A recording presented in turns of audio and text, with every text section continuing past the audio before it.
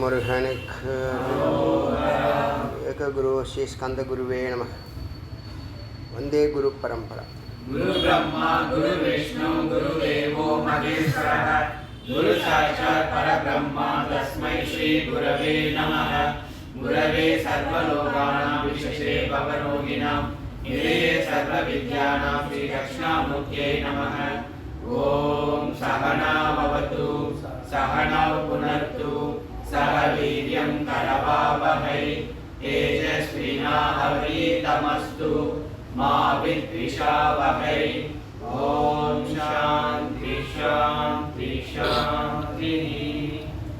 இன்னைக்கு மகாநாராயண உபநிஷத்தினுடைய 147வது மந்திரத்திலிருந்து சிந்திக்கலாம். இதில் அக்னியை குறித்து பிரார்த்தனை.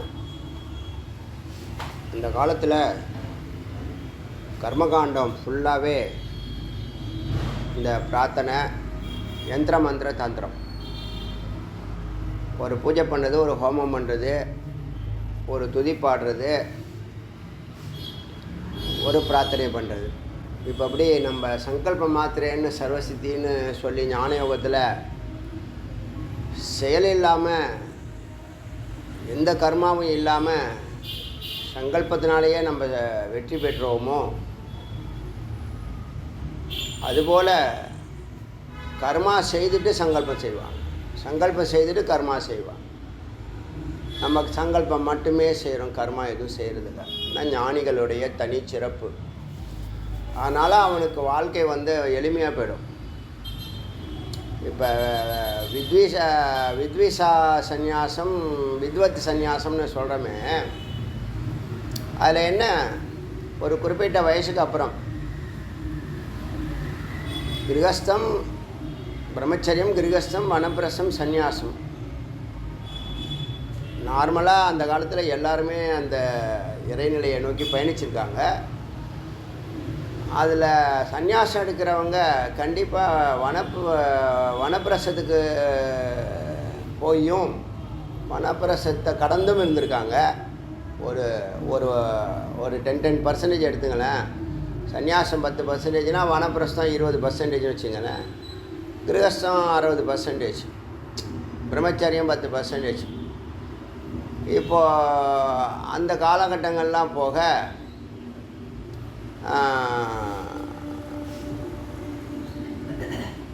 நிரந்தரமான அன்பும் அமைதியும் இனிமேல் தேடலான்னு முடிவெடுத்து சந்நியாசத்தை அறிவு வந்ததுக்கப்புறம், சந்நியாச லட்சணம் ஞானம்.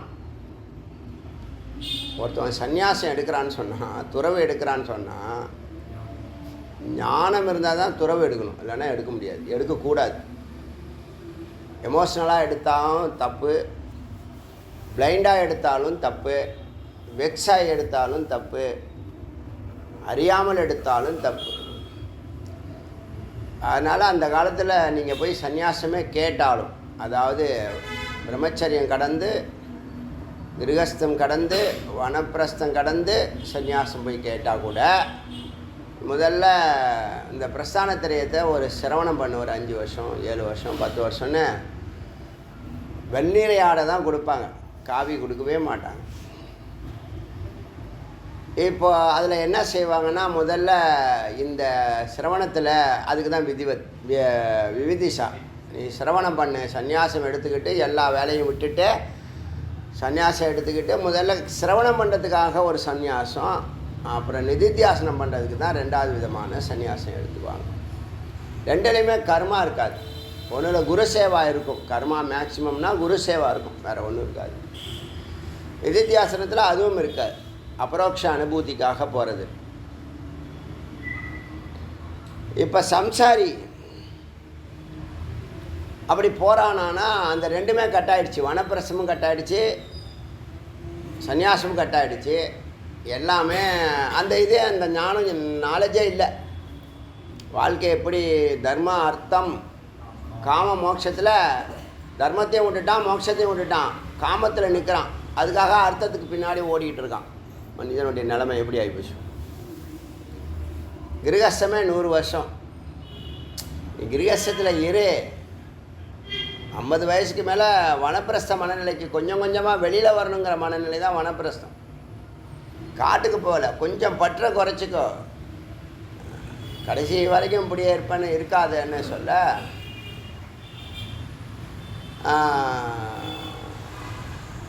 சிரவண மனனத்தில் வாழ்க்கையை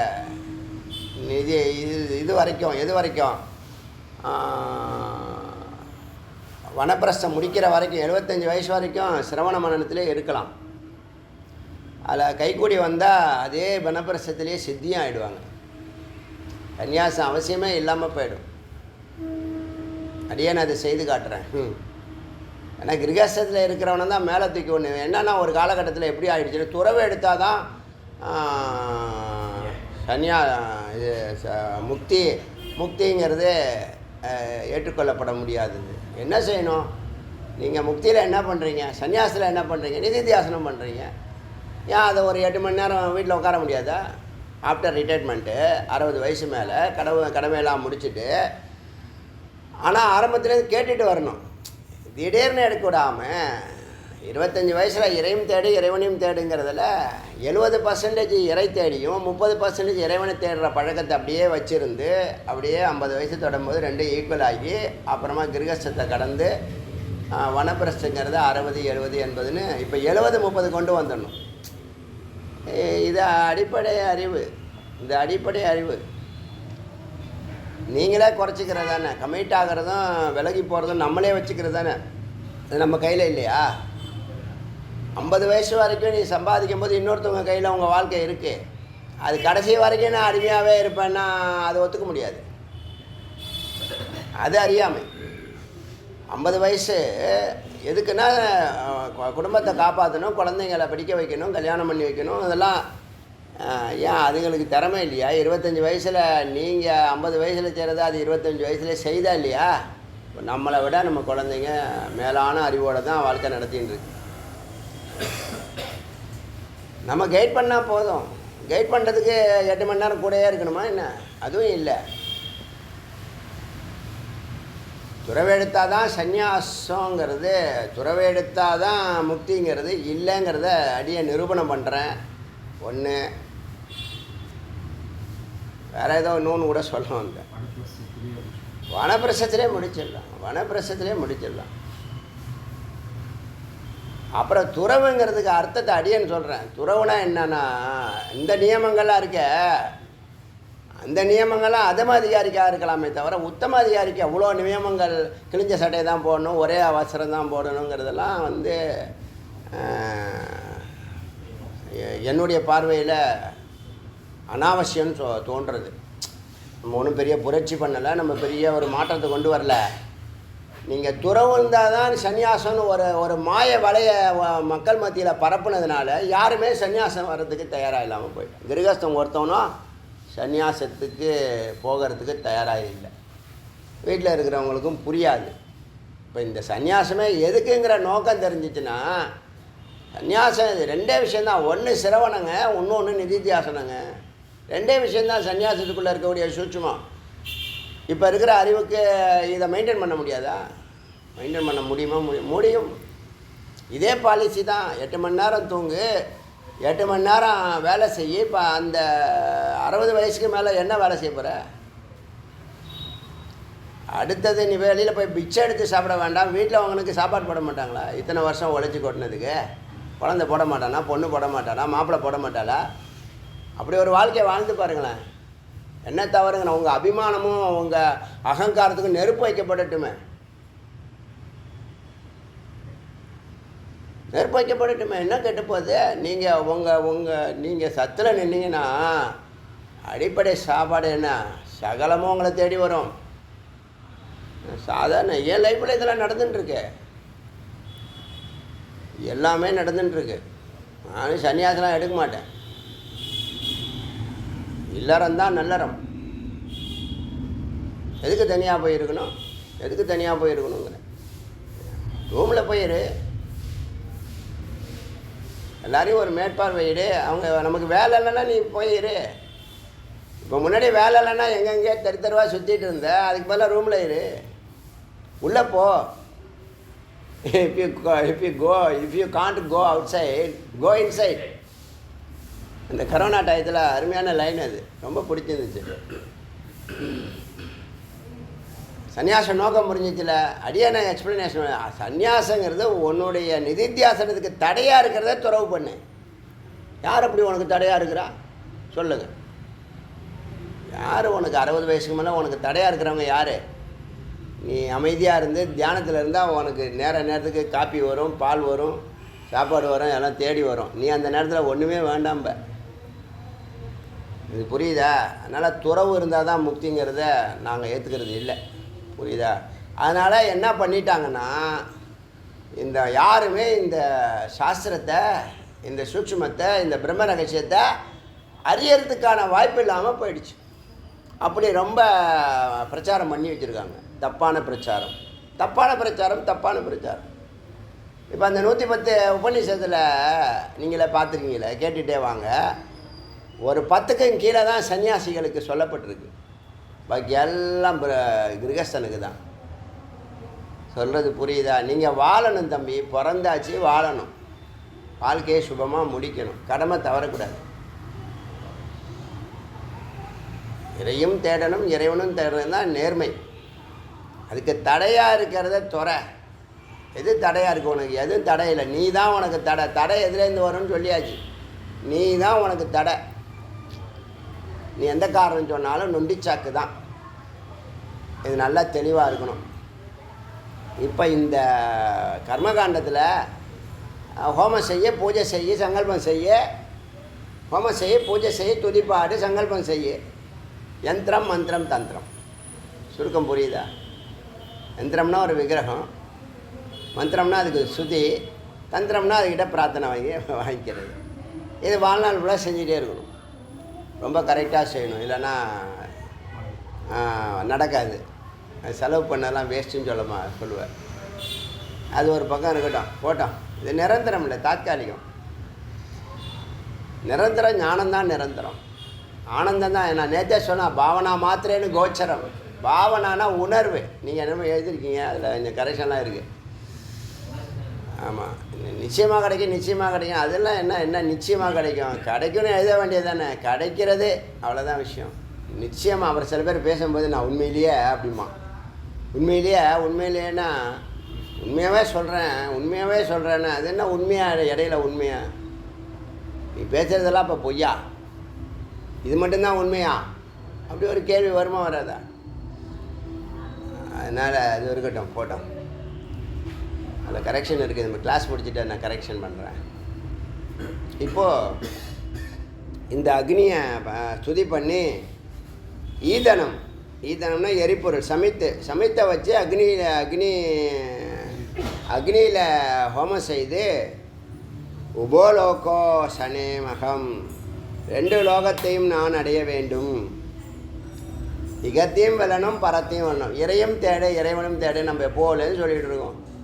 இறையும் தேடி, இறைவனையும் தேடி எவ்வளோ 1000 ஆடியோக்கு முன்னாலேன்னு சொல்லிகிட்டு இருக்கோம். இது ஒரு அரிய ஃபார்முலா. இதுவே நிறைய பேருக்கு தெரியல. நீங்கள் அதில் போட்டிருக்க எல்லா லைனுமே வரவேற்கிறேன். நீங்கள் போட்டிருக்க அந்த கார்டில் போட்டிருக்க எல்லா லைனுமே வரவேற்கிறேன்.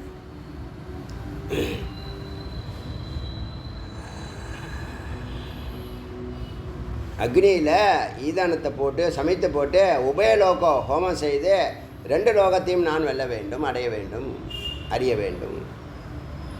உபயோ லோகோ யோர ருத்வா, இந்த 2 லோகத்தையும் ரித்வா செழிப்புடன் செல்வத்தை அடைவதற்கு ஆசீர்வாதம் செய்யுங்கள். ஹே அக்னி, மிருத்யும் தராவியகம், மரணத்தை நாங்கள் கடந்து இந்த 2 உலகத்தையும் வெல்ல வேண்டும், அடைய வேண்டும். மாச்சிதோ, எங்களை சிதைக்காதே. மிருத்யோ, ஏ மரணமே, மாவதீம், எங்களை வதம் செய்யாதே. மே பலம் விவிரகோ, எங்களுடைய பலத்தை குறைக்காதே. மா பிரமோஷிகி, எங்களுடைய ஆசைகளை நீக்காதே, அபகரிக்காதே. பிரமோசீகி, எங்களுடைய ஆசைகளை நீக்காதே, விளக்காதே, அபகரிக்காதே. பிரஜா மா மேரி மே ரீரிஷ, ரீரிஷன்னா தொல்லை பண்ணாதன்னு அர்த்தம், நஷ்டப்படுத்தாத, அழிக்காதுன்னு அர்த்தம். பிரஜாமா, எங்களுடைய குழந்தைகளை,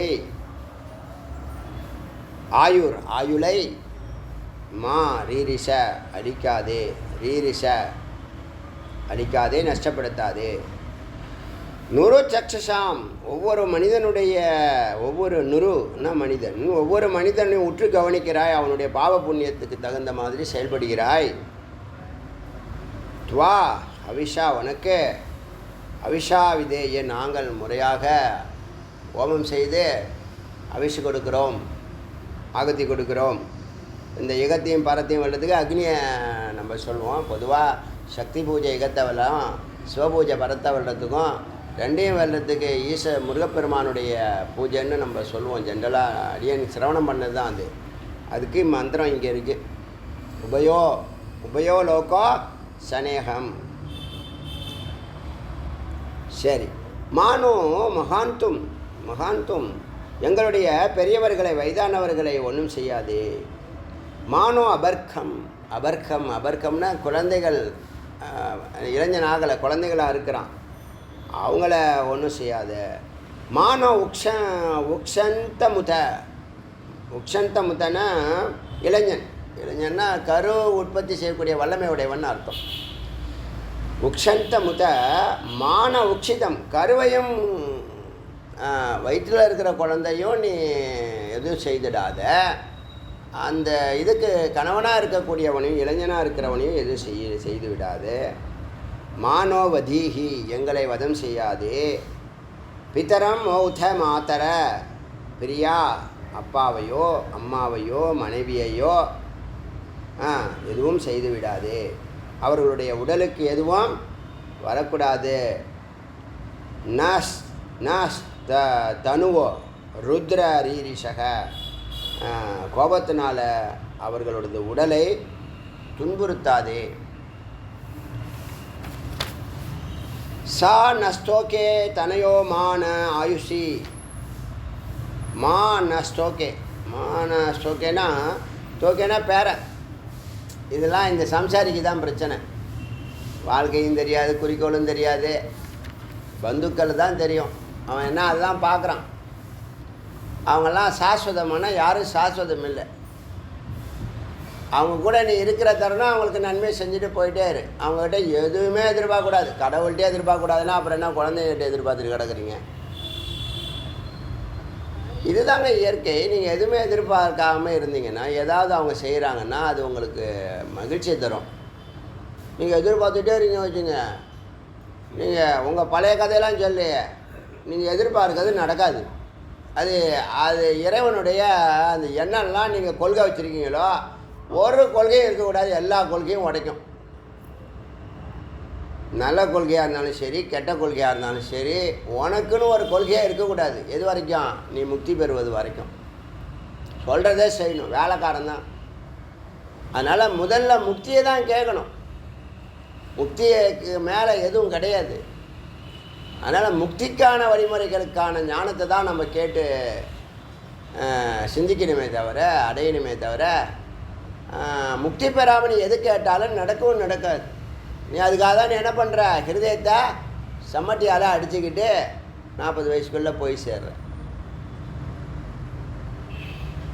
இதை விட கொடுமை என்ன இருக்குது சொல்லுங்கள் பார்க்கலாம். நம்ம என்ன உழைக்காதவங்களா? சொல்லுங்கள். நம்ம என்ன உழைக்காதவங்களா? சிந்திக்காதவங்களா? படிக்காதவங்களா? எல்லாமே நம்ம கரெக்டாக தான் போயின்ட்டுருக்கோம். ஆனால் நம்ம என்ன பண்ணுறோம்? அஞ்ஞானத்தினால ஓவர்லோட் பண்ணுறோங்கிறதே தெரியலை. என்ன காரணமும் தெரியல. ஏன் இவ்வளவு டிப்ரெஷனில் இருக்கோன்னு தெரியல. அது என்ன பண்ணுது? ஒரு நரகத்தில் கொண்டு போய் உன்னை உட்கார வச்சுட்டு எல்லாரையும் லாக் பண்ணிவிட்டு நீ இந்த இதில் லாக் பண்ணி கிடக்கு. லைஃப்பில் எல்லாம் வரும், மாறி மாறி மாறி மாறி மாறி மாறி வரும். எது வரைக்கும்? அறிவு இல்லாத வரைக்கும், மெய்யறிவு அறியாத வரைக்கும். மெய்யறிவு சிரவண மனனை முடிச்சிருந்தா என்ன ஆகும்னா, நீ இப்போ நரகத்தில் உன்னை வச்சிருக்குங்கிற அறிவாது உனக்கு இருக்கும். முன்னாடி அதுவே தெரியாமல் ரியாக்ட் பண்ணிட்டே இருப்ப. இப்போ நீயே ரியாக்டே பண்ண மாட்டேன், எல்லாத்தையும் விட்டுரு கவனிப்ப. சாட்சியாயிருன்னு சொல்ல வேண்டாம், நீனே சாட்சியாக இருப்ப. சாட்சியாக இருக்கிற தருணத்தில் ஞானம் வேலை செய்யும். நீ பரபரான்னு இருந்தால் வேலை செய்யாது. ஒரு ஸ்க்ரீனை போட்டு ஒரு இருட்டு அடித்து விட்ருவோம், ரூமில் இருட்டு, மூளையே எதுவும் வேலை செய்ய விடாத அளவுக்குலாம் பண்ணும். அதனால் விரைந்து ஞானத்தை பெறணும், ஞான நிஷ்டைக்கு வந்துடணும். எது நடந்தாலும் உற்று கவனிக்கணும், ஒரு ஜட்ஜ்மெண்ட் பண்ணணும். அது உன்னை இருட்டில் தான் வச்சுருக்கோம், ஒரு குறிப்பிட்ட காலம்தான் அதுக்கப்புறம் மறுபடியும் உன்னை வெளியில் விட்டுரும். ஞானம் இருந்தால் அது திரும்ப உன்னை லாக் பண்ண முடியாது. ஒன்ஸு என்லைட்டன்மெண்ட் தான், ஒன்ஸு ஃப்ரீடம் தான். அதை நோக்கி தான் இப்போ நம்ம கொஞ்சம் கொஞ்சமாக போயின்னு இருக்கோம். இதே தருணத்தில் இறையும் தேடுறோம். கடமைகள்லாம் கரெக்டாக செய்யணும். வந்த வேலையும் சொந்த வேலையும். வந்த வேலை நிமித்தம், ஒரு நிமித்தமாக இறக்கி விட்ருக்காரு. சொந்த வேலை முக்தி. எப்படி மாற்றி பேசினாலும் வரும், கரெக்டாக அர்த்தம் வரும். அதனால் இங்கே என்னாச்சுன்னா, பிரார்த்தனையை தொடர்ந்து பேரனுக்கு ஸ்டோக்கே, அவங்களுக்கெல்லாம் பிரார்த்தனை பண்ணுறது உங்கள் வேலை இல்லை. நீங்கள் என்ன நோக்கத்தில் அது மாதிரிலாம் ரொம்ப பாசத்தை வச்சேன், பற்று வச்சேன் அப்படின்னு போய் பிடிச்சிக்கிட்டு தொங்குறீங்க? அது மட்டுமா? அப்புறம் ஏதாவது எதிர்பார்க்குறது அதுக்கிட்ட, அப்புறம் அது செய்யலைன்னா வருத்தப்படுறது. நீ எப்போதும் கொடுக்குற இடத்துலையே இருங்க, அதுதான் நல்லது. நீங்கள் மற்றவங்களுக்கு செய்கிற இடத்துலையே இருங்க, யாரும் உங்களுக்கு இறைவன் செய்வான். நமக்கு நான்லாம் பிரத்யட்சமாக பார்த்துட்டு தாங்க இருக்கேன், நான் பிரத்யட்சமாக பார்த்துட்டுருக்கேன். கொடுத்து பார், செய்து பார், விளக்கு ஏற்றி பார். அதுக்கெல்லாம் சின்ன சின்ன முயற்சி பண்ணு. நாஸ்தோக்கே மாஸ்தோக்கே, குழந்தைங்கள சிசுவை பேரனை தனையோ மகனை மான ஆயுஷி ஆயுளை நான் கோஷோ எங்களுடைய பசுக்களை. இவ எத்தனைக்கு நீ பிரார்த்தனை கொண்டு கிடப்ப? அதுக்கு நோய் வரும், மழை வரும், வெயில் வரும், பள்ளம் வரும், மேடு வரும். மனுஷனுக்கே வரும்போது இப்போ பசுக்கு வரக்கூடாது என்னென்ன கேட்குறான் பாருங்க. பசுக்கு வரக்கூடாது, அஸ்வேஷு. காரு வச்சுருக்கோன்னா அதான் அந்த காலத்தில் அஸ்வம், குதிரை தான் அந்த காலத்தில் காரு. அஸ்வேஷு, குதிரைக்கு எந்த பிரச்சனையும் வரக்கூடாது. ரீரிஷ, எதையும் துன்புறுத்தாதே, அழிக்காதே. வீரான்மா நோ ருத்ர பாமிதோ, வீரான்மா, நான் எங்களுடைய வீரர்களை, எங்களுக்கு வேலை செய்யக்கூடிய வேலைக்காரர்களை, வீரர்களை ருத்ரபாமித்தோ, கோபத்தை, ருத்ர கோபத்தை காமிக்காதே. நவதி, கொல்லாதே. அவிஷ்மந்தோ, அவிஷ் கொடுக்குறோம், அவிஷ் கொடுக்குறோம், ஆகுதி கொடுக்குறோம். நமசா, வணங்கி கொடுக்குறோம். விதேமே, முறையாக கொடுக்கிறோம். என்ன முறையோ, உனக்கு என்னென்னலாம் செய்யணுமோ அதெல்லாம் நாங்கள் கரெக்டாக செய்கிறோன்னு அப்படியே பிரார்த்தனை அப்படியே தொடருது. பிரஜாபதியே ந த்வததான் அந்யோ விஸ்வா ஜாத்தானி பரிதானி பபூவ. ஏ பிரஜாபதி, பிரஜாபதி பிரஜாபதின்னு யாரை சொல்லுவோன்னா பல அர்த்தம் கொடுக்கும். அதில் முதல் அர்த்தம் என்னன்னு கேட்டால், இந்த உலகம் படைக்கிறதுக்கு பரபிரம்மா முதல்ல ஒரு 101 ரிஷிகளை படைங்க அப்படின்னார். மரிச்சி முதலிய ரிஷிகள் அங்கே தான் ஆரம்பிக்கிறாங்க. 101 ரிஷிகள் படைத்து எல்லாம் சம்சாரியாக இருங்க, ஒய்ஃபோட நீங்கள் இல்லறத்தில் இருங்க, நிறைய குழந்தைங்களை பெற்று சமுதாயத்துக்கு கொடுங்க. அவ்வளோ வருஷத்துக்கு அப்புறமா இப்பயும் அதே சட்டம் வருது. ஒவ்வொரு ஸ்டேட்டில் என்ன அறிவிக்கிறாங்க, ஆந்திராவில் கூட அறிவிச்சிருக்காரு. குழந்தைங்க ஆற்றல் வேணும், மேன் பவர் வேணும் அப்படின்னு பல நாடுகளில் அதெல்லாம் செய்கிறாங்க, சௌகரியம் கொடுக்குறாங்க. ஃபேமிலி பிளானிங்னு போய் இப்போ மறுபடியும் பழைய நிலைக்கு வருது. இதுதான் வாழ்க்கையினுடைய ட்ரெண்டு வரட்டும். அந்த காலத்தில் அந்த வேலையை பிரம்மா செஞ்சுருக்காரு. பிரம்மாவை வச்சு 101 ரிஷிகள், அவங்க தான் கௌரவர்கள் மாதிரி இப்போ இருக்காங்க. ஒரு 4 பேர், 100%ல் 101 மகரிஷி, 4 சனகாதி முனிவர்கள், தட்சிணாமூர்த்தி சிஷ்யர்கள். 4 பேர்கிட்ட தான் ஞானம். இன்றைக்கி அதுதான் நடக்குது. 4% தான் ஞானத்தோடு இருக்கான். பாக்கி எல்லாரும் எப்படி இருக்கான்? ஆசையோடு இருக்கான், காமத்தோடு இருக்கிறான். தர்ம அர்த்த காம மோட்சத்தில் காமந்தான் பிரதானம்னு இருக்கான். ஆசையே அழிவுக்கு காரணம். ஆசையே அழிவுக்கு காரணம்னு யாரையா சொல்லி பாருங்களேன்.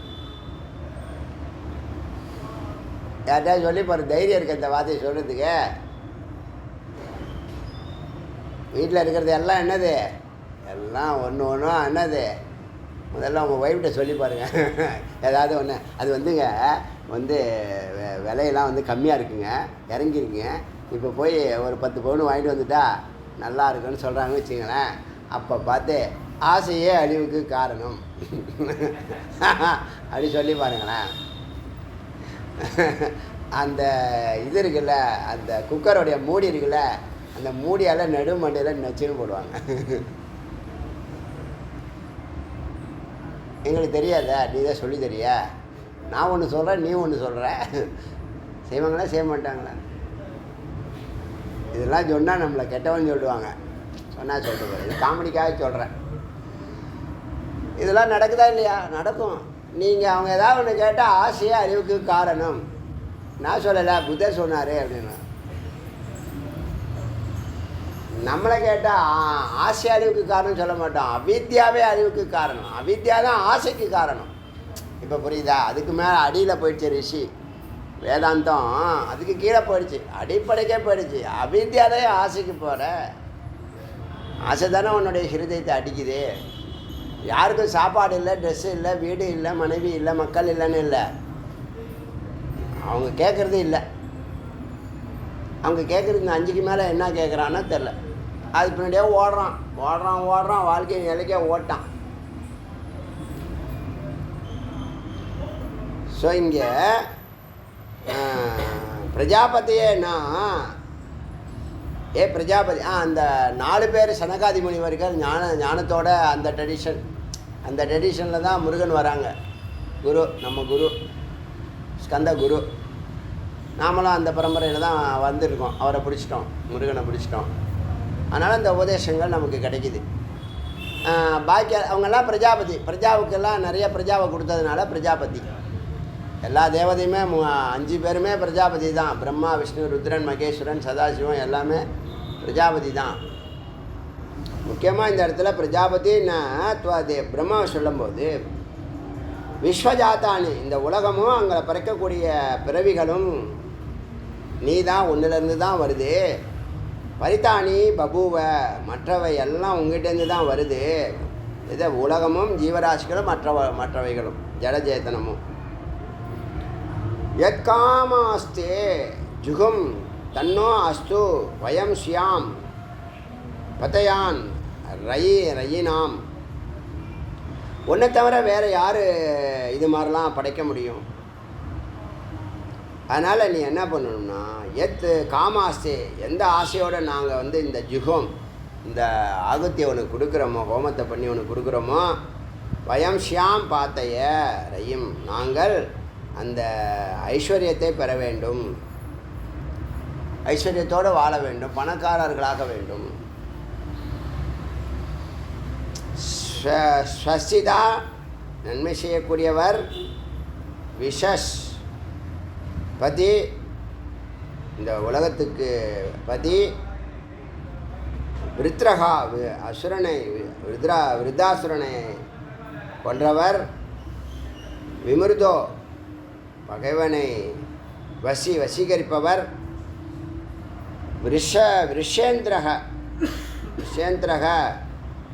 விஷேந்திரக, மழை தருபவர்.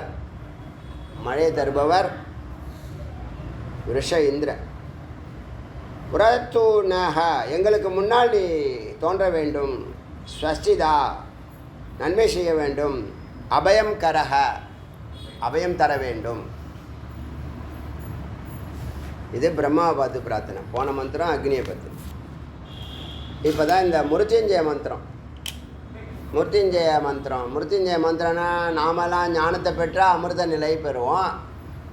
மரணமற்ற நிலைங்கிறது ஆத்மாங்கிற ஸ்வரூபத்தில் இருக்கும்போது ஸ்வஸ்வரூப அவஸ்தானங்கிறது தாங்க மோட்சம், வேறு ஒன்றும் இல்லைங்க. இந்த அமைதி நிலை, ஆனந்த நிலை, அன்பு நிலையில் இருக்கீங்கல்ல, அதுதான் மோட்சம். அது எங்கே கிடைக்கு, எங்கே இருக்குன்னா உங்களுக்குள்ளே இருக்குது, ஒரு புள்ளியில் இருக்குது. அதை நம்ம பூர்வமத்தின்னு சொல்லலாம், சகசிராரன்னு சொல்லலாம், ஹிருதயன்னு சொல்லலாம்னு வச்சுங்களேன். பூர்வமத்தியே பொதுவாக எல்லாரும் ஏற்றுக்கிட்ட விஷயம். உபநிஷத்து பல இடத்துல ஹிருதயத்தை தான் சொல்லும். அது உடம்புல எங்கேயா இருக்கட்டும், ஏதோ ஒரு புள்ளிங்கிறது நல்லா புரிஞ்சுங்க. அந்த புள்ளி எங்கே இருந்தால் என்ன, விஸ்வத்திலே உலகத்திலே எங்கே இருந்தாலும் இருக்கட்டும், எங்கேயோ ஒரு இடத்துல இருக்கட்டுமே, அதை உனக்கு உள்ளே இருந்து தான் நீ தியானிக்க முடியும். அங்கே போய் தியானிக்க முடியும்.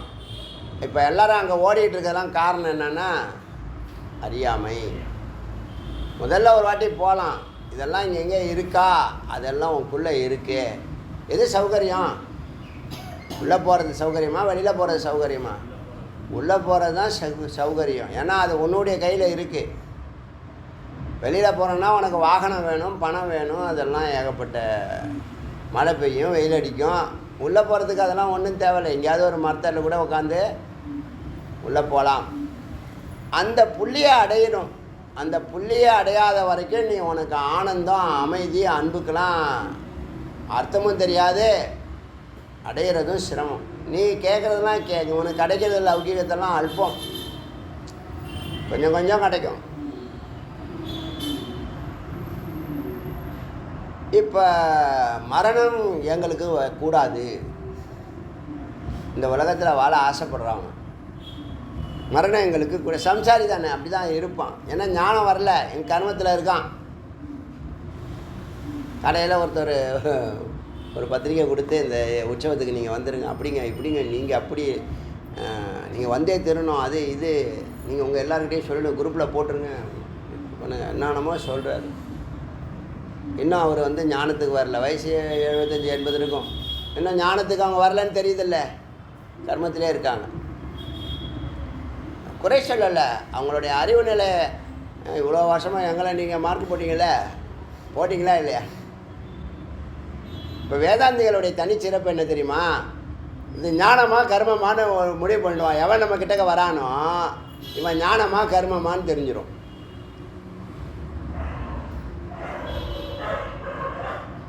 ஞானமா கர்மமானு தெரிஞ்சிச்சுன்னா நம்மளுடைய பேச்சு செயல்பாடுகள் ஒன்றும் ரியாக்ஷன் இருக்காது.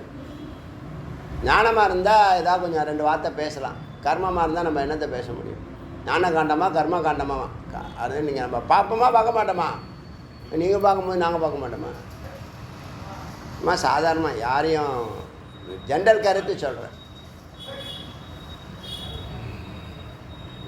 இதெல்லாம் இங்கே பேச முடியாது சில விஷயங்கள். யதார்த்தத்தை உண்மையை கூட பேச முடியாத ஒரு தருணமாக இருக்குது. போட்டோம். இப்போ இந்த மிருத்யுஞ்சய மந்திரம், மரணத்தை வெல்லணும், அதுக்கு மந்திரம் இருக்குது. அதுதான் இந்த மந்திரம். திரியம்பகே ஜாமகே சுகந்திம் புஷ்டிவர்தனம் உருவாருகமிக பந்தனாத் மிருத்யோர் முக்ஷி மா ஆமிருதாத்.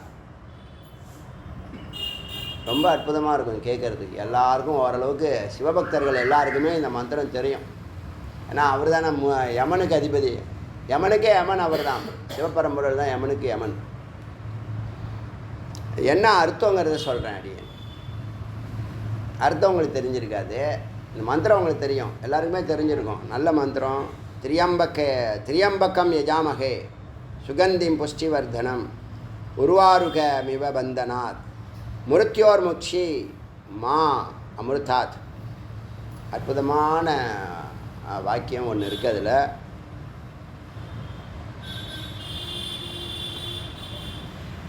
மா அமிர்தாத் எழுதுங்க. மா அமிர்தாத் மகா வாக்கியம் இது. மா அமிர்தாத்னா இந்த அமிர்த வழியிலிருந்து விலகக்கூடாது. ஞான யோகத்தை சொல்கிறாரு. மா அமிர்தாத்.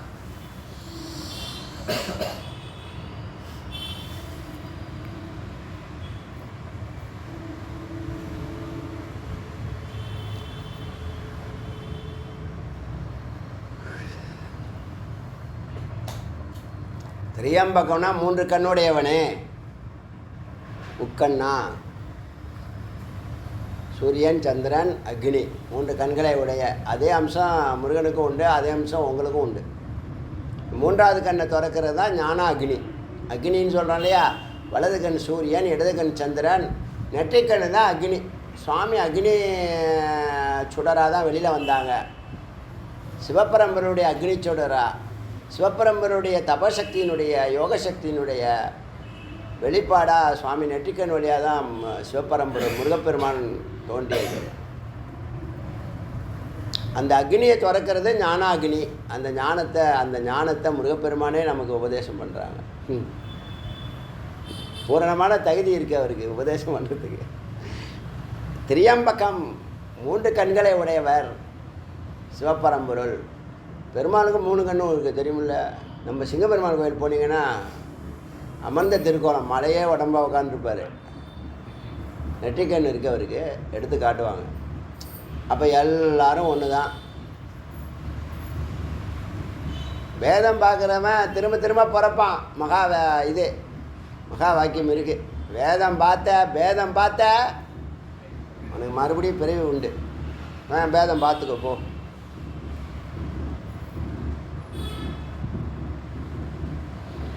திரியம்பக்கம் யஜாமகே, 3 கண்ணுடையவரை, சுகந்திம் நறுமணமிக்கவரை. பாருங்க, எனக்கு நீங்கள் சொன்னால் ஆச்சரியப்படுவீங்க. இந்த திருவிளையாடலில் பெண்களுடைய கூந்தலுக்கு நறுமணம் உண்டா இல்லையான ஆத்மா நறுமண பொருள், அது நல்லா புரிஞ்சுக்குங்க. எனக்கு டவுட் இருந்தது, இது சினிமாவுக்காக அதை மாற்றி வச்சுருக்கானுங்க. இல்லை, இருக்குன்னு. எல்லா ஆத்மாவும் சுகந்தமானது, அதை புரிஞ்சுக்குங்க. எல்லா ஆத்மாவும் நீங்கள் பிரம்மச்சரியம் இருந்தாலோ, ஒழுங்கான பிரம்மச்சரியம் இருந்தாலோ, ஒழுங்கான தபஸ் செய்தாலோ, இல்லை ஏதாவது ஒரு சத்காரியங்களை தொடர்ந்து செய்தாலோ, அந்த நறுமணம் தான் புகழாக மாறுது. புரியுது அவங்களுக்கு? உங்களுடைய சத்காரினுடைய சத்தினுடைய வெளிச்சம் இருக்குல்ல, உண்மையாகவே மனம் வீசுங்க. நான் அந்த மனத்தை உணர்ந்திருக்கேன். நான் பலமுறை அதை பதிவும் பண்ணியிருக்கேன். பிரம்மச்சரியம் கரெக்டாக இருக்கும்போது அது இருந்தது. இல்லை ரொம்ப பிற்பாடு அது மாறிடுச்சு. அதுக்கப்புறம் இப்போ இருக்கா இல்லையான்னு தெரியாது. அப்புறம் ஒரு காலகட்டத்தில் நாற்றம் அடிக்காது, உடம்புல வேர்வை நாற்றம் அடிக்காது. பிரம்மச்சரியம் ஒழுங்காக இருக்கும்போது வேர்வை நாற்றமாக அடிக்காது. தபஸ் பண்ணுறீங்கன்னா இந்த ஆத்மா நறுமண பொருள், ஒரு 2 வார்த்தை சொல்லுவேன் அடிக்கடி. ஆத்மா நறுமண பொருள், ஒளிப்பொருள், பிரகாசிக்கும், நறுமணம் செய்யும், அது இயல்பு. அதனால் சொல்கிறார், சுகந்திம் புஷ்டி நறுமணமிக்கவரும், புஷ்டிவர்தனம் எங்களை வளர்ப்பவரும், உறுதிப்படுத்துவரும், பலம் தருபவரும், வளர்ப்பவரும். யார்? 3 கண்ணுடைய அந்த சிவபரம்பொருள் சுகந்தமானவர், உறுதிப்படுத்துபவர், அதாவது பலப்படுத்துபவர், எங்களை உறுதிப்படுத்துபவர், வர்தனம் வளர்ப்பவர். அவரை யஜாமகே, யஜிக்கிறோம், பூஜிக்கிறோம். உருவாருக்கம் உருவாருக்கன்னா வெள்ளரி பழம். அதாவது இது எப்படின்னு கேட்டால், நீங்கள் முக்தியை எப்படி கேட்குறாங்கன்னா, வெள்ளரி பழம் நல்லா பழுத்ததுன்னு வச்சிங்களேன்.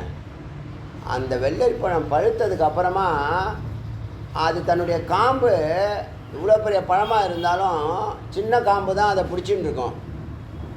அந்த காம்பை அது விடுற தருணம் இருக்குல்ல, ரொம்ப எளிமையாக விடுமா. சொல்கிறது புரியுதா? அது மாதிரி உடம்பிலிருந்து இந்த உயிரை தனியாக பிரிக்கிற அது போல் உருவாருக்க அந்த வெள்ளரி பழம் போல் பந்தநாத் எங்களை கட்டி வச்சிருக்கக்கூடிய இந்த சம்சாரத்திலிருந்து 96 தத்துவங்கள் போட்டிருக்க இந்த உடம்பிலிருந்து முக்ஷிய விடுதலை செய்வாயாக.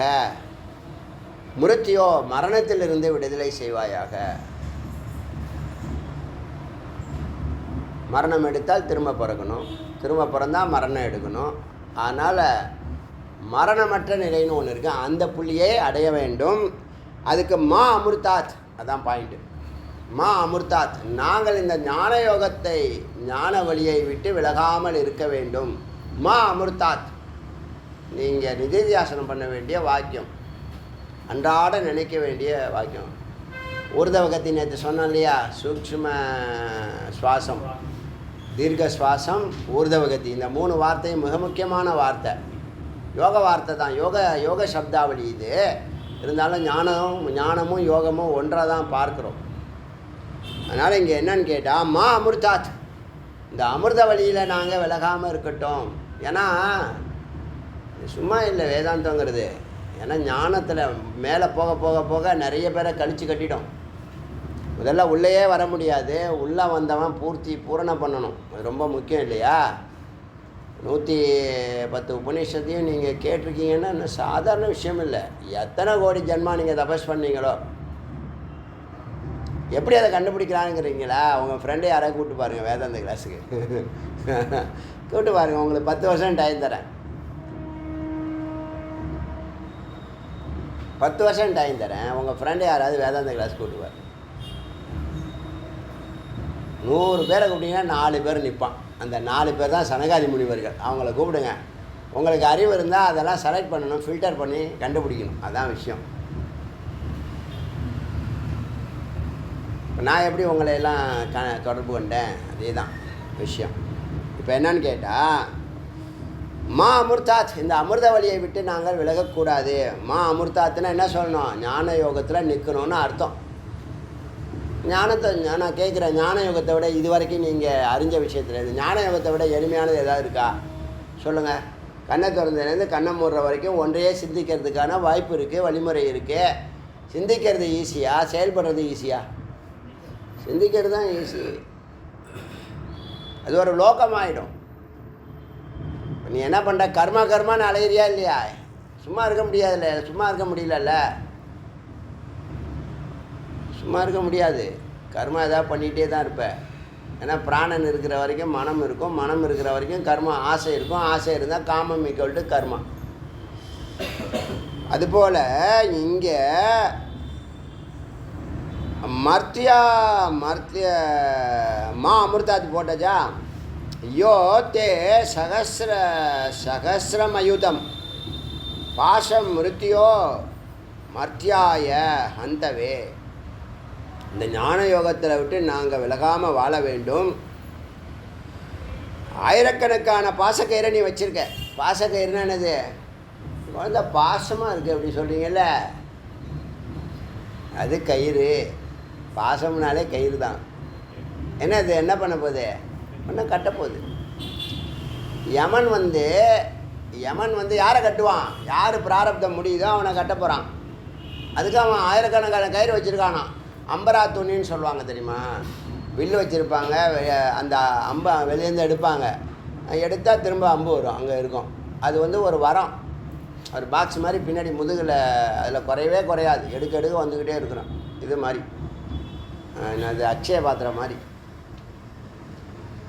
அம்பு அரா தமிழில், அம்பு அரா, அன்பு அரா இல்லை, அம்பு அரா. அம்பு நீங்காத கூட, அதுலேருந்து எடுக்க வர போல் இந்த பாஸ் கயிறானது நிறைய வச்சுருக்கு. அப்படி கயிறு தூக்குனா டக்குன்னு ஒரு கயிறு வருது, அப்படி போடுறாரு, மாட்டுறான். ஏன்னா இவன் அளவுக்கு அதிகமாக இருக்கான், கயிறே சின்னதாக இருக்குது. சரி 2 கயிறை ஜாயின் பண்ணார். அதுக்குள்ளே ஓட முடியாமல் ஓடுறான். எங்கே எவ்வளோ தூரம் ஓட போகிற நீ அப்படின்னு தூக்கி போட்டார், மாட்டிக்கிட்டான். அந்த மாதிரி கயிறுகள் ஆயிரக்கணக்கான கயிறு வச்சுருக்கிற. இப்போல்லாம் அது மாதிரிலாம் எவன்லாம் வந்தான்னு வச்சுக்கேன், ஒருத்தனும் ஓட முடியாது, ஒருத்தன் கூட தப்பிக்க முடியாது. எல்லோரும் பாஷா மிருத்யோ மர்த்தியாய, இந்த செய்வதற்காக, வதம் செய்வதற்காக, ஹந்தவே பாசக்கயிற்றை, ஆயிரக்கணக்கான பாசக்கயிற்றை கொலை செய்வதற்காக வைத்துள்ளாய். அவையெல்லாம் அழியட்டும், நீங்கட்டும். அதனால் தான யஜ்ஞஸ்ய, அதனால் யஜ்ஞம் செய்கிறோம். அந்த யஜ்ஞத்தினால, அதனுடைய பிரபாவத்தினால, பக்தியினால், மாயையா, இந்த மாயையினால்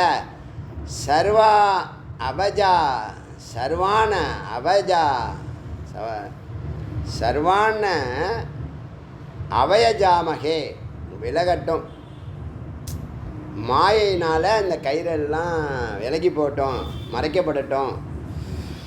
மிருத்தியேவ ஸ்வாகா, ஏ மிருத்தியோ உனக்கு ஸ்வாகா ஆகுதி செய்கிறோம். இதெல்லாம் பிரார்த்தனை அவ்வளோ சொல்கிற மாதிரி தான் தந்திரம். இப்போ எதெல்லாம் பரிகாரம், இதுக்கு அதுக்காக நாங்கள் ஆகுதி கொடுக்குறோம். நாங்கள் ஒரு காரியம் பண்ணியிருக்கோம், அதனால் தவறு நடந்திருக்கோம், பாவம் நடந்திருக்கோம், அதுக்கு பரிகார தேவதா நீ தான். அக்னி தானே ஆகத்தியை கொண்டு போய் சேர்க்க வேண்டியவங்களை சேர்க்குது. யாருக்கிட்ட நாங்கள் தவறு செய்தோமோ அந்த கடவுளுக்கு நீ கொண்டு போய் இதை சேருன்னு அர்த்தம். அதை இங்கே சொல்லுது எப்படின்னா,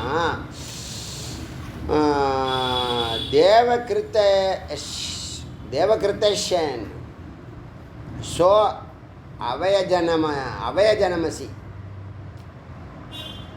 அவயஜனமசி ஸ்வாகா. அதாவது ஹே அக்னியே, தேவர்களுக்காக நாங்கள் சில செயல்கள்லாம் செய்தோம், தேவர்களுக்காக சில செய்தல்கள் நன்மைகளாக ஏதோ நோக்கி செய்தோம், அதனால் சில தவறுகள் ஏற்பட்டுடுச்சு, அதுக்கு பரிகாரமாக இந்த ஆகுத்தியை கொடுக்குறோம், கொண்டு போய் சேர்த்துரு. அவய ஜனமசி பரிகாரம்.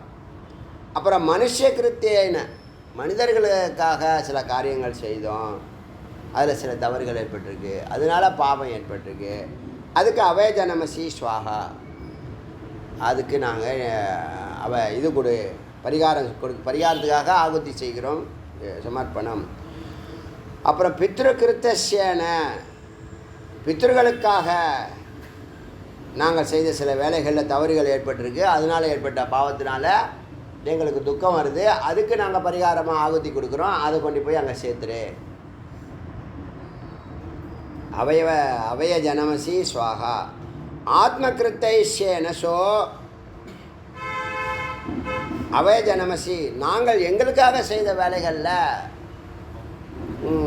தவறுகள் நடந்திருக்கும், அதனால் எங்களுடைய ஆத்மா பாதிக்கப்பட்டிருக்கும், அதுக்கு பரிகாரமாக இந்த ஆகுத்தியை கொடுக்குறோம், கொண்டு போய் சேர்ப்பாயாக. அந்நிய கிருத்தேஷன், எங்கள் சார்பாக வேறு சிலர் காரியங்கள் பண்ணியிருப்பாங்க, வேலைக்காரங்க அப்படி வச்சுங்களேன்,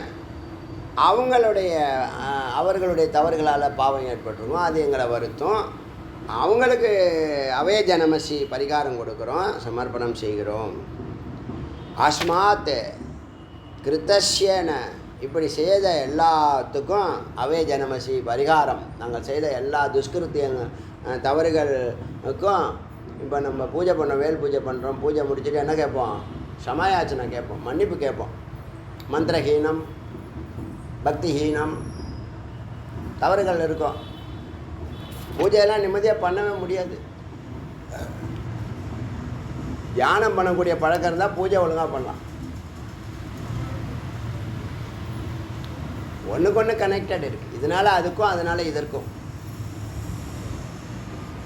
அஸ்மத்தை இப்படி நாங்கள் செய்த தவறுகளுக்கெல்லாம் அவய ஜனமசி பரிகாரமாக ஆகுதி தருகிறோம், கொண்டு போய் சேர்ப்பாயாக ஸ்வாகா.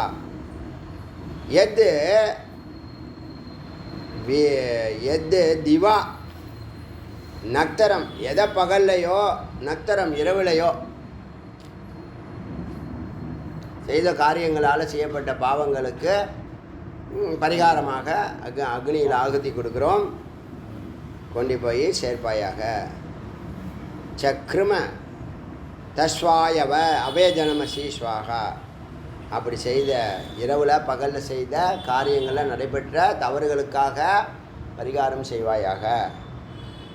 எத்த சொப்பனச்ச ஜாகிரஸ்த ச கிருத்தம் தஸ்மாய் அபய ஜனமசி. நாங்கள் சொப்பனத்தில் தூங்கும்போதும் கனவு காண்றோம், கனவுல செய்த தவறுகளுக்கும் உறக்கத்தில் செய்ய முடியாது, கனவுல செய்யலாம். அதே மாதிரி ஜாகிரதை விழிப்பு நிலையில் செய்த பாவத்துக்கும் அபய ஜனமசி பரிகாரம் செய்வாயாக. எது வித்வாம்ச ச அவித்வாம்ச, அறிந்தோ அறியாமலோ, ஐயப்பன்ட்ட கேட்குறோம்ல, அறிந்தும் அறியாமலும் தெரிந்தும் தெரியும், எல்லா வருஷமும் கேட்குறது, டெய்லி கேட்குறது. ஏன்னா டெய்லி தப்பு பண்ணிட்டே இருப்போம், ஏன்னா நமக்கு அறிவே இல்லை, மெய்ய அறிவே இல்லை, அதனால் டெய்லி கேட்டுகிட்டே இருப்போம். அவர் மன்னிச்சிட்டே இருக்கார். ஒரு நாளைக்கு வச்சு செய்ய போகிறாரு பாரு, கடுப்பாக போகிறாரு பாரு. ஏன்னா உனக்கு வேறு ஒன்றுமே இதை மட்டும் எல்லாம் சொல்கிறான் கரெக்டாக தெரியுமில்ல. சுவாமியே சரணமையப்பான்னா சொல்ல மாட்டுறான். அதெல்லாம் இப்போ சரணம்லாம் சொல்லிட்டதுக்கு அப்புறமா தெரிந்தும் தெரியாமல் எல்லோரும் சொல்கிறான். எல்லா பசங்களும் அயோக்கிய பசங்களாக இருப்பான் போல. சரி, அவர் மன்னிக்கட்டும்.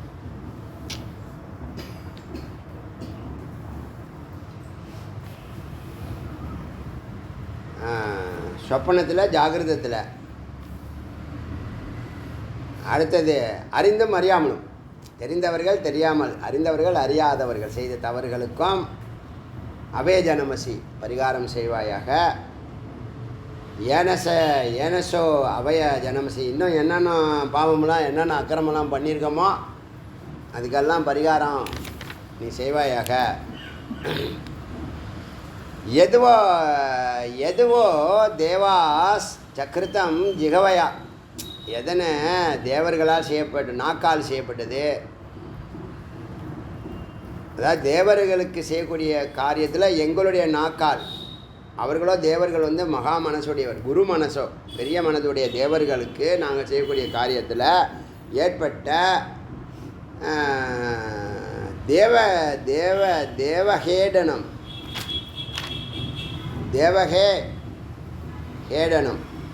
தேவஹேடனம் அவமதிப்பாக நாங்கள் ஏதாவது செய்திருந்தால், அதாவது தேவர்களுக்கு நாங்கள் செய்யக்கூடிய காரியங்களில் அவர்களுக்கு ஏதாவது அவதூறுகள் ஏற்பட்டால், இடையூறுகள் ஏற்பட்டிருந்தால், அராவா யோனோ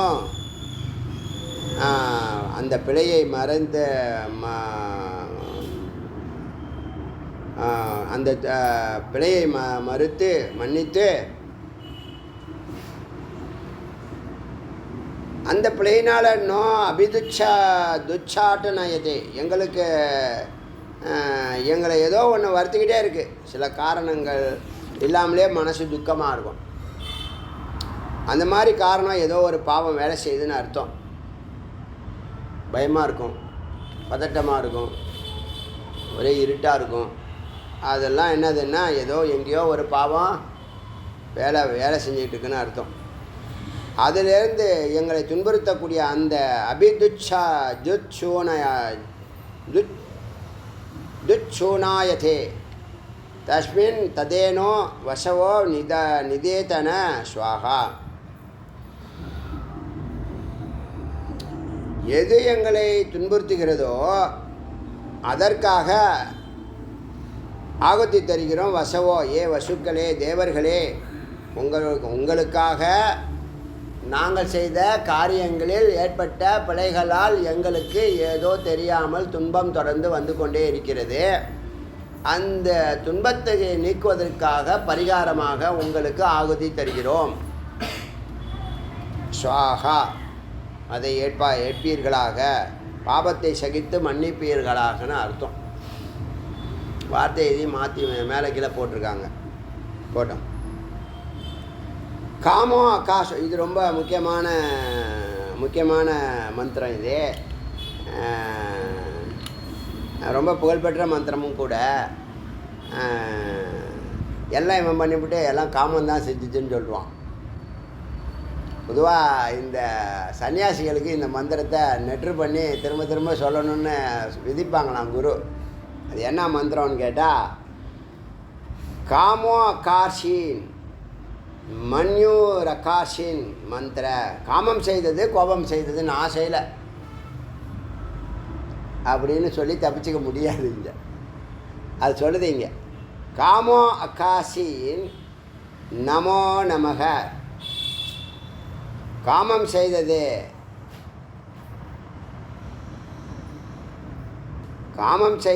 காமத்தை நாங்கள் வணங்குகிறோம், காமமே எங்களை விட்டு ஒழிவாயாகன்னு அர்த்தம். நமோ நமக, உன்னை வணங்குறேன்னா என்ன அர்த்தம்? இங்கே என்னை விட்டு போயிடுன்னு அர்த்தம். காமோ அகாஷி நமோ நமக. காமோ அகாஷித்த காமக.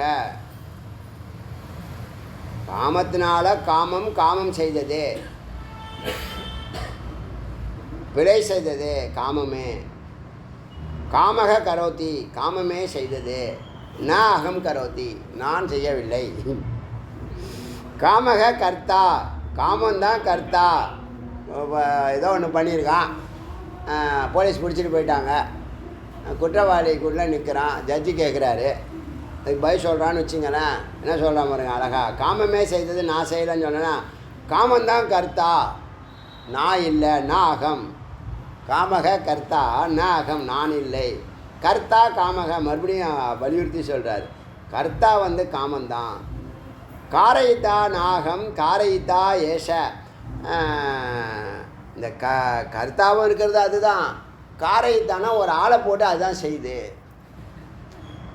காரயித்தனை செய்ய வைக்கிறது. செய்வினை செய்பாட்டு வினைன்னு சொல்லுவோம் இல்லையா, ஆக்டிவ் வைஸ் பாசிவ் வைஸ்ன்னு சொல்லுவோம்ல. நான் செய்தேன், ஐ ஹாவ் டன். அதுதானே சொல்கிறோம். நான் செபிக்கப்பட்டேன், ஐ ஹேட் பீன் டன்னா. ஆமாம், ஐ ஹாவ் பீன் டன். செய்தேன் செய்விக்கப்பட்டேன்னு சொல்கிறோம்ல. என்ன செய்து காமந்தான் செய்வித்தது,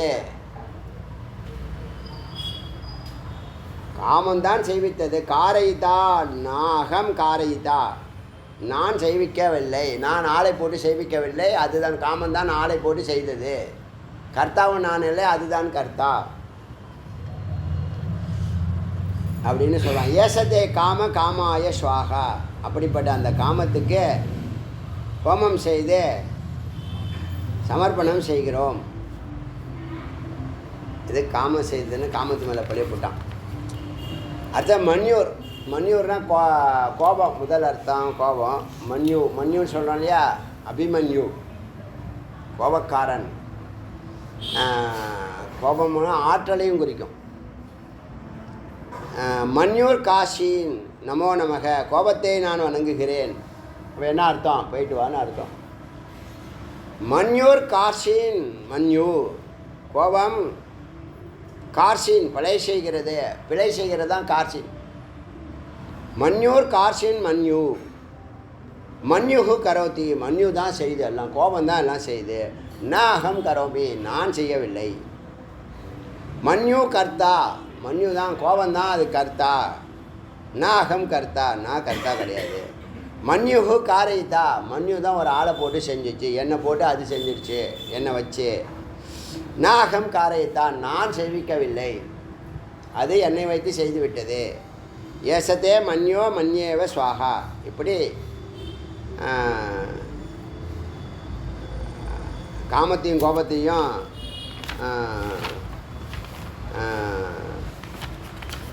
வழி போடுறாரு. 157 வரைக்கும்.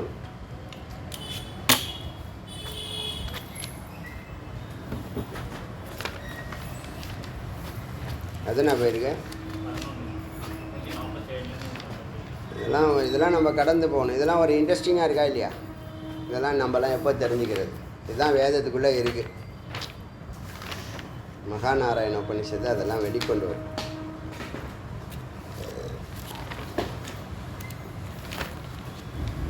அருணாச்சல சிவ அருணாச்சல சிவ அருணாச்சல சிவ அருணாச்சல சிவ அருணாச்சல சிவ அருணாச்சல சிவ அருணாச்சல சிவ அருணாச்சல சிவ அருணாச்சல சிவ வேல் முருகனுக்கு அருவாய் உலதாய் இலதாய் மறுவாய் மலராய் மணியாய் ஒளியாய் அருவாய் உயிராய் கதியாய் விதியாய்